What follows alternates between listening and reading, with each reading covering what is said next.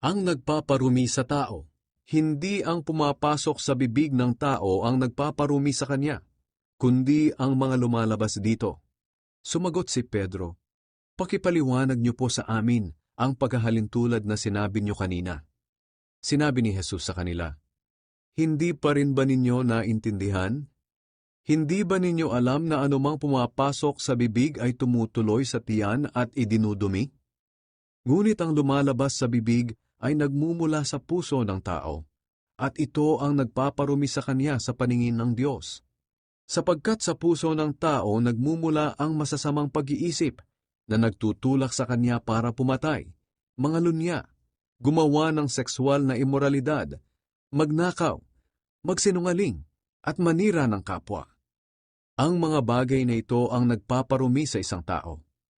Ngunit ang kumain ng hindi naghuhugas ng kamay ay hindi nakapagpaparumi sa tao." Sa verse na to, pinapakita sa atin ng Panginoong Hesus na lahat ng pagkain ay napakalinis, lalo na kung pinagdarasal natin at pinagpapasalamat natin sa ating Panginoong Hesus. Ang nagpaparumi sa atin ay ang ating puso. Kaya niremind tayo ng salita ng Panginoon, "God our heart, because our heart is the most deceitful above all things." Maliwanag po yan na sinabi ng salita ng Diyos.